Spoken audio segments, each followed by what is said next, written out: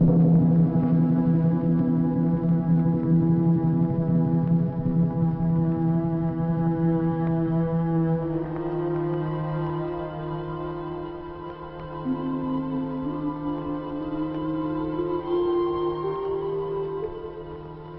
used to be called heavenly bodies.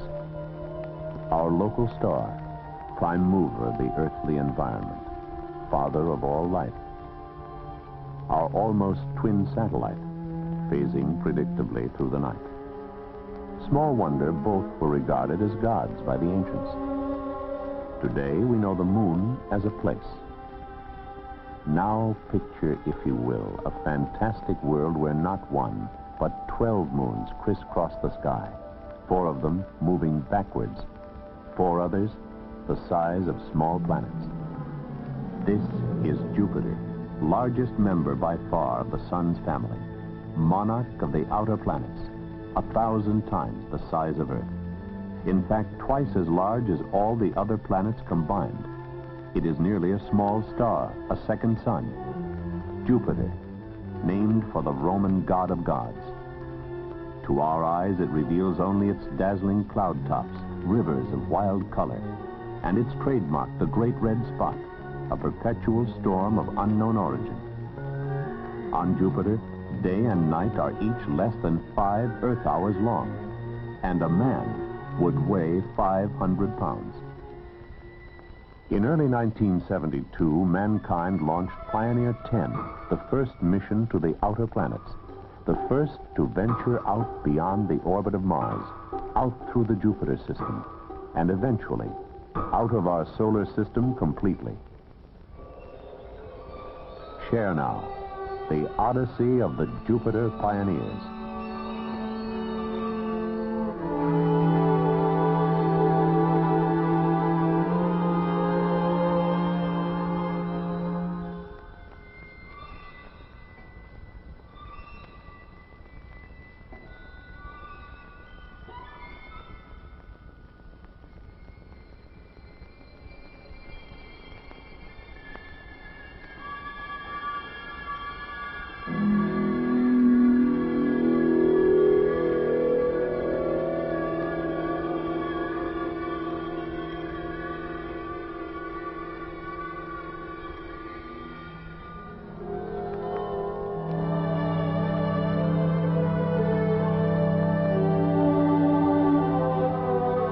The planets of our solar system come in 2 varieties. The inner 4, including Earth, are heavy, rocky cinders. Where the 5th should be, there's only a band of debris, the asteroid belt. Beyond ride the enormous outer 4, the mysterious gas giants. Astronomers have studied them since the time of Galileo. It was he who discovered Jupiter's 4 large moons with his newly perfected telescope. Beautiful ringed Saturn. In 1979, Pioneer 11 will make mankind's first visit to Saturn, if it survives the rigorous journey of 6 years in time, nearly 2 billion miles in distance. Third of the gas giants, Uranus, rotating on its side, it circles the sun like a fallen gyroscope. And finally, Neptune. One of Neptune's moons, and one moon belonging to Uranus, were discovered by this modern Galileo, the late Dr. Gerard Kuiper of the University of Arizona. His backyard in Tucson has flowers, a swimming pool, and a private observatory. Here at Catalina Peak, his studies have produced some of the most outstanding color photographs ever made of Jupiter from the Earth's surface. This is sort of a typical photograph which shows the red spot of the planet, which is the most prominent feature. This black spot here is the satellite shadow, is the satellite Io, which is the nearest of the 4 large satellites of the planet. The satellite itself is here and doesn't show very well contrasted to the planet itself. Now, the first thing you see is, first, of course, that the disk of the planet is elliptical. That is because of its rapid rotation, which is roughly 10 hours. The period is roughly 10 hours. The diameter of this planet is about 10 times the diameter of the Earth, so it is a gigantic planet. The total mass is not, however, 1,000 times. The volume is 1,000 times, but the mass is only about 300 times that of the Earth. So the mean density of this planet is somewhat like the Sun, and that is because it is largely composed of hydrogen. So the composition of this planet is very, very different from the Earth, and very similar, in fact, to the Sun, except the temperature, of course, is much lower than the Sun. And because the temperature is low, you get a chemistry here, which is totally different from the Sun. So you have all these interesting colors here, and what we have been doing in recent years is to try to understand both the motions of all these clouds and their composition.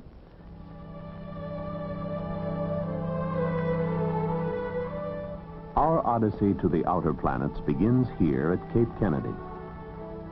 A good omen under a mock Jupiter sunrise. The ungainly, pregnant guppy delivers a special cargo.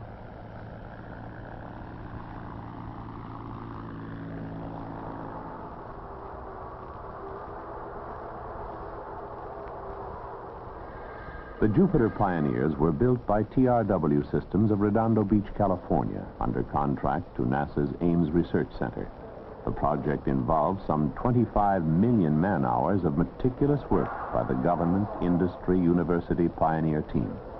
Each marvelously compact and reliable spacecraft weighs less than 600 pounds, including some 65 pounds of scientific instruments. The 11 onboard sensors include 5 radiation and charged particle detectors, 1 magnetometer, and 3 light measuring devices.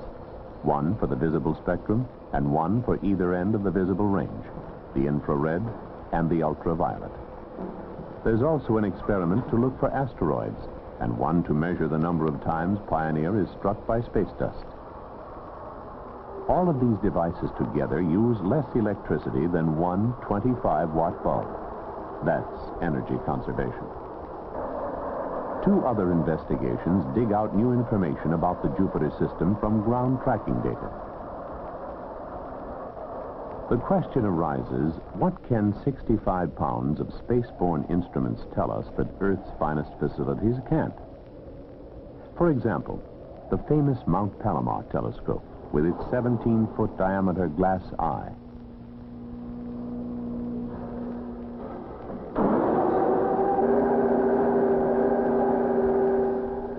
A scientist who uses both Pioneer and Palomar is Dr. Guido Munch of Caltech.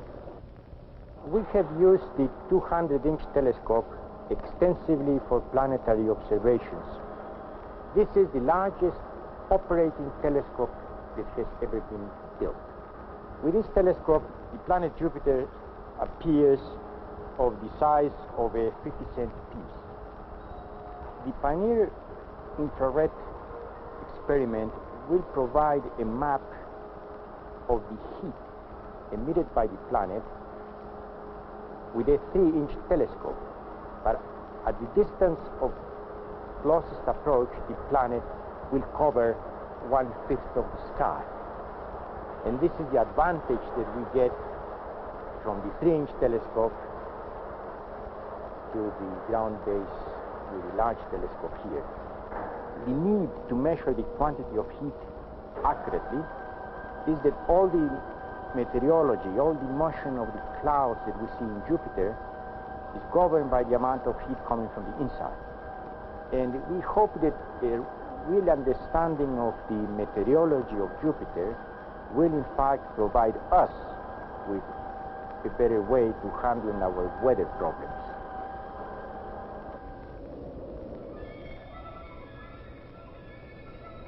The second day of March 1972, Pioneer 10 waits for launch atop a new 3-stage version of the Atlas Centaur rocket.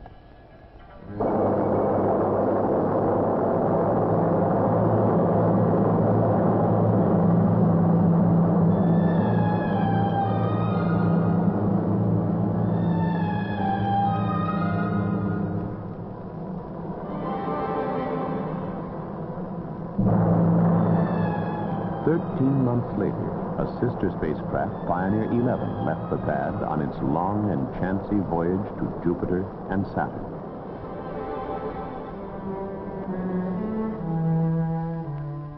It's not easy to break out of the solar system. It requires enough speed to defeat the sun's gravity as well as Earth's gravity. Pioneer streaks away faster than any previous spacecraft, gulping distance at 1,000,000 miles a day, passing the moon in just 11 hours. Still, Jupiter is nearly 2 years away. On the way out past Mars, the experiments are tested and calibrated. Their data add to mankind's understanding of the interplanetary climate of space.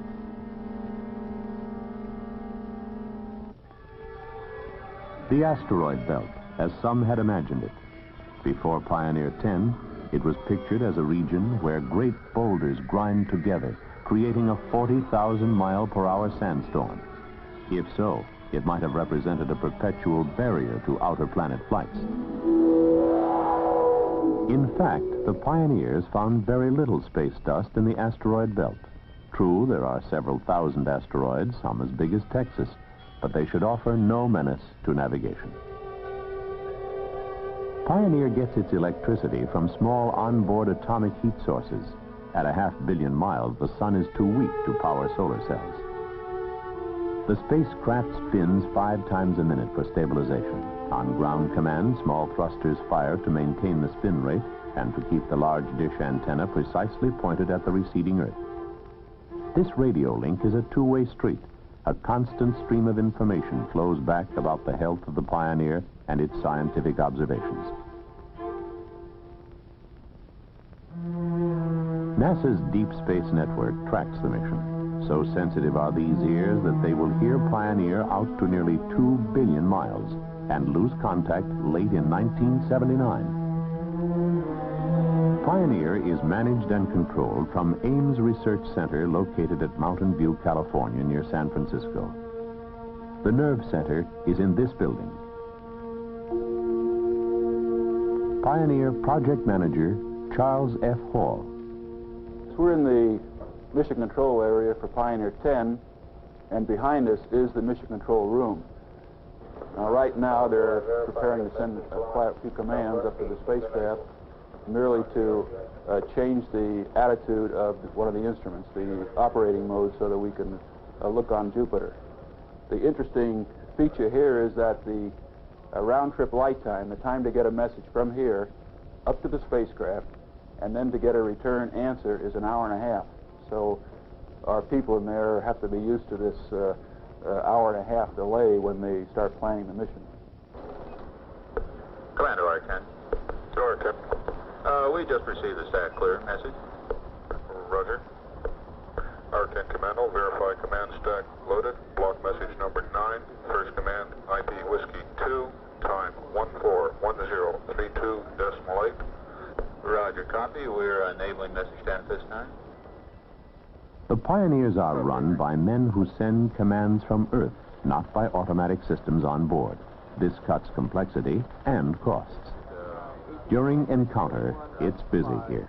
For example, to command just the electronic camera that makes pictures of Jupiter, Pioneer Control transmits some 15,000 commands in just 2 months. In response to these commands, the camera scans Jupiter's turbulent cloud tops as Pioneer spins toward encounter. Because the spacecraft is moving at up to 80,000 miles per hour, and because Jupiter is rotating at 22,000 miles per hour, the scans do not immediately form a pretty picture. They must be decoded and corrected for distortion.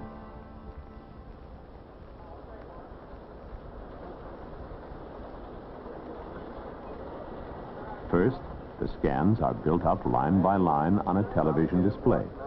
This gives a quick look at the operation of the system and a tantalizing hint of the spectacular pictures buried in the raw data.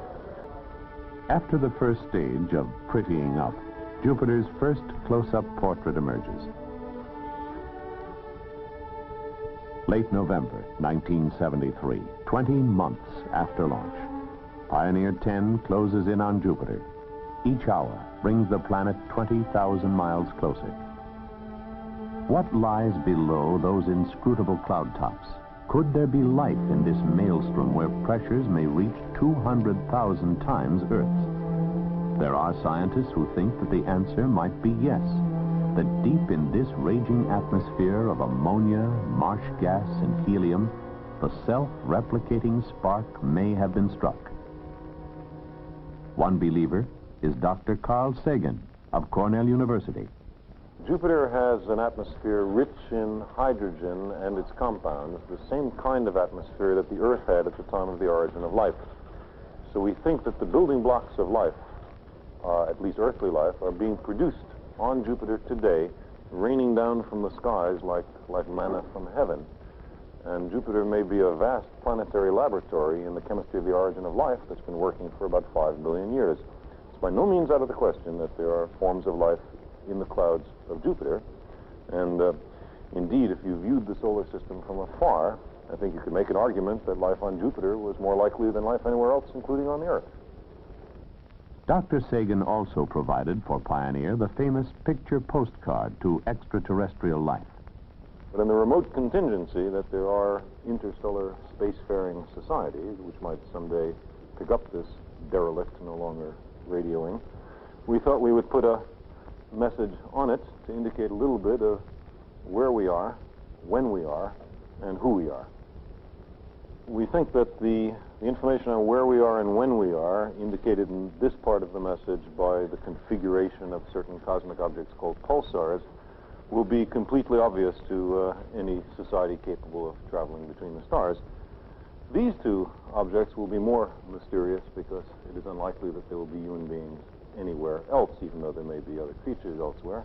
And the plaque has served a very useful purpose in making us think about what sort of impression we might wish to give to the cosmos.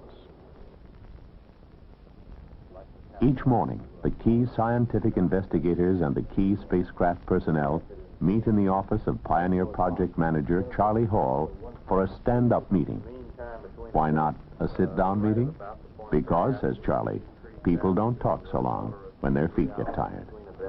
So like a contrast, I guess is a better word. I have the impression that it is all in the text. I don't know for sure that it is all in the text. With such accuracy, but just grossly, whether we can trust the angles on the I'm afraid to CDS. say anything because I don't know. I'll have to get to say 250 degrees or something like that, system 3, which is not far from what the radio astronomers inferred. We have 3 sets of accurate observations with the IPP this week since the last precession maneuver. What we're seeing here is that for both electrons and protons, we're seeing in first approximation an in-phase change. But don't you? Oh, you're not. No, it's all right. Going in December 2nd, 1973. Tomorrow, Pioneer will make its closest pass of Jupiter, when this fantastic world will fill 1/5 of the sky. Today, Pioneer is being cooked by incredibly severe radiation, yet everything continues to work perfectly. This spectacular picture shows the shadow of the satellite Io, just as Dr. Kuiper's ground-based photo did. But from this distance, new details in the cloud bands become evident. Huge coiling storm areas larger than the Earth. Since launch, Pioneer has been slowing down. Now the pull of Jupiter's gravity speeds it up to a fantastic 82,000 miles per hour. In effect, this crack-the-whip left turn gives Pioneer another rocket stage to fling it out of the solar system. Unexpectedly, the space dust count soars, 100 times as many hits. Jupiter's gravity may act as a cosmic vacuum cleaner. December 3rd. Pioneer sweeps to within 81,000 miles of the cloud tops. Now things happen fast. 15 minutes after closest approach, the spacecraft is targeted to pass out of Earth's sight behind the orange moon Io for a critical 2 minutes. This ultra-precise maneuver will use radio effects to reveal new information about Io, if the signal can be picked up again on the other side, and if Pioneer will obey commands again. Back at Mission Control, there's a maternity hospital atmosphere. They won't know what happened in space until 45 minutes later. The speed of light is much too slow for the anxious parents.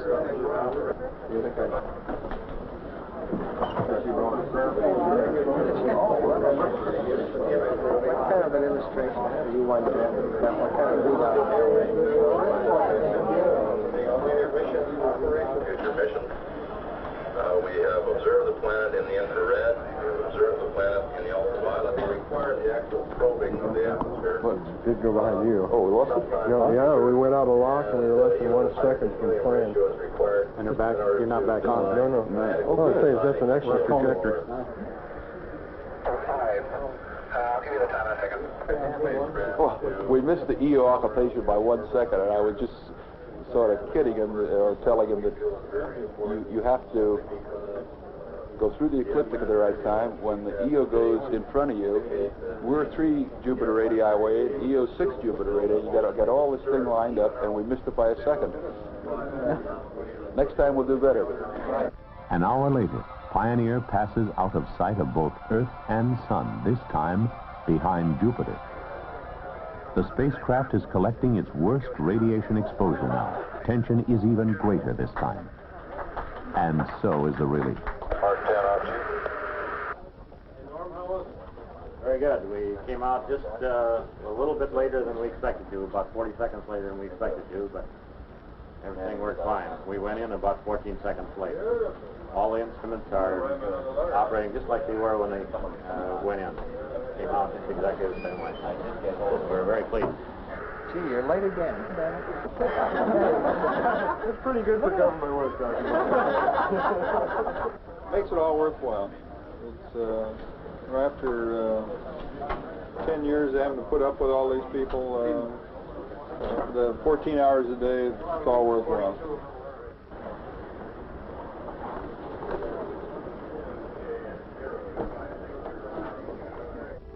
Now Pioneer views a sight never before seen by man, the crescent Jupiter. From Earth, we can see only its full phase, like a full moon. These lighting angles give scientists new information.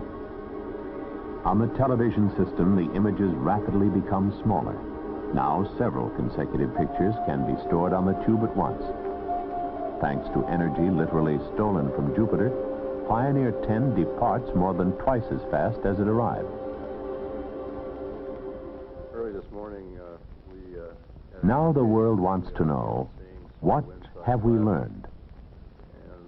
The scientists readily admit to newsmen that for each question answered, 100 new ones have been raised. 2 different phenomena going on. Project scientist Dr. John Wolfe reports. Approximately 44 Jovian radii. We had the indication of very strange plasma distribution. We're taking back with us to our laboratories data which essentially are puzzling to us and will take a long time to work out. Some points are clear.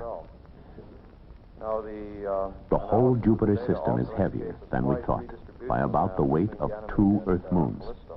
Our most important finding to date Io has a thin atmosphere. Thus, Jupiter's 4 large moons probably all have atmospheres. Seeing relatively abrupt decreases in the field magnitude to much lower values. A compass on Jupiter would point to the South Pole instead of the North Pole. Through the magnetosphere. The infrared experiment successfully mapped Jupiter's heat in fine detail. The planet gives off more than twice as much heat as it receives from the sun. Why? Possibly its enormous gravity makes it contract like a slow-motion star. The white belts are cooler, and therefore higher bands of clouds stretched around basically darker-colored material below. Also, the night side and the day side appear the same temperature. Discoveries like these flash out to the world. To experimenters, some of the most interesting findings concern Jupiter's radiation belts and magnetic field. Pioneer first broke into the magnetic field an incredible 4 million miles in front of the planet. Because of the pressure of the solar wind, this field streams out much farther behind Jupiter. Closer in, Pioneer indicates that Jupiter's intense radiation belts wobble up and down around a magnetic center some 10,000 miles from the center of the planet. In brief, Jupiter is much different from Earth. and much more complex than researchers imagined. However, Pioneer proved that a spacecraft could survive the radiation. After encounter, the data tapes for the imaging experiment go to the University of Arizona for computer enhancement. In a meticulous process, millions of data points are juggled up and down the scale. And what emerges is a portrait of Jupiter to challenge the most imaginative artist.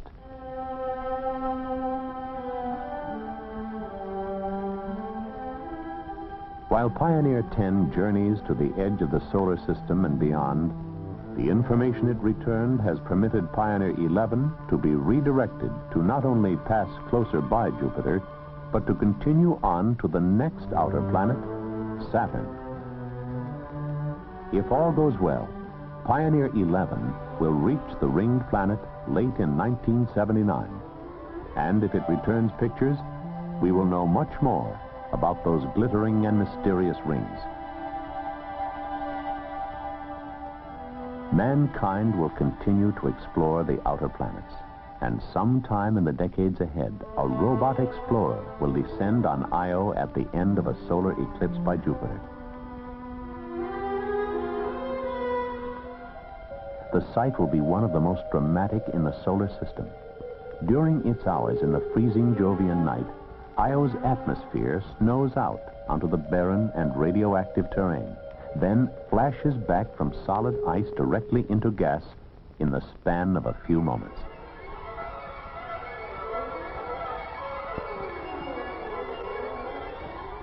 The domain of the outer planets is majestic beyond comprehension. The pioneers, first to brave this land of giants, first to fly forever among the lonely and endless stars of our galaxy, carry mankind's message. We're on our way.